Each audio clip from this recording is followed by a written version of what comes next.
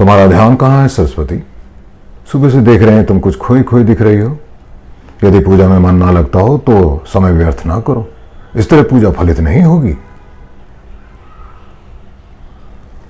हमने जो किया उसके भले के लिए किया। पहले तो तुम ही कहती रहती थी कि इस लड़के का ब्याह कर दो, जिम्मेदारियां आएंगी तो सुधर जाएगा। अब हमने लड़की देख ली तो तुम्हें उसमें भी परेशानी है। गंवार नहीं, गांव की रहने वाली है। दोनों में फर्क होता है सरस्वती। तुम भी तो लाई थी शहर की लड़की अपने वेद के लिए, क्या हुआ? तुम चाहे जितना छुपा लो, लेकिन हमें सब पता है तुम खुद खुश नहीं हो उससे। गोरी चिट्टी है, अंग्रेजी बोलती है, इसके अलावा और क्या गुण है उसमें?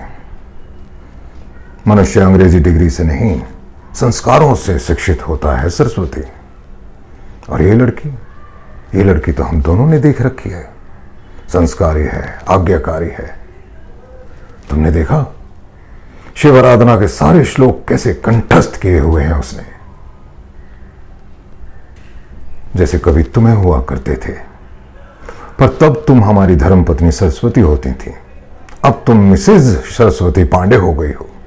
तब तुम हमारे बच्चों की अम्मा होती थी, अब तुम मम्मी हो गई हो। लेकिन हम नहीं बदले सरस्वती। हम तब भी पिताजी थे, हम आज भी पिताजी हैं।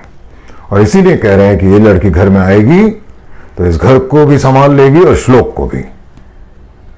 वैसे कहां है तुम्हारे साहबजादे? अभी तक बिस्तर पर पसरे पड़े होंगे, झमाझम एसी चल रहा होगा, बिजली के बिल की कोई चिंता नहीं। बाप कमा कमा कर बिजली का बिल भरता रहेगा, है ना? पैसे तो पेड़ पर लगते हैं, रईसजादे को कोई परवाह नहीं, इनकी क्या जिम्मेदारी है? और ये सब तुम्हारी वजह से हुआ है सरस्वती, और नहीं तो क्या। लड़का ऊंट हो गया और तुम्हारा दुलार कम ही नहीं हो रहा है। 25 बरस के लड़के को अपने आंचल की छाया में छिपाए बैठी हो। तुमसे तो नहीं सुधरेगा ये लड़का, इसीलिए कह रहे हैं अच्छी पत्नी मिलेगी तो सुधर जाएगा, कांधे पर जिम्मेदारियां आएंगी तो जिम्मेदारियां निभाना सीख जाएगा। चलो अब भगवान को भोग लगाओ। तुम्हारे चक्कर में आज पूजा तो ठीक से हो नहीं पाई।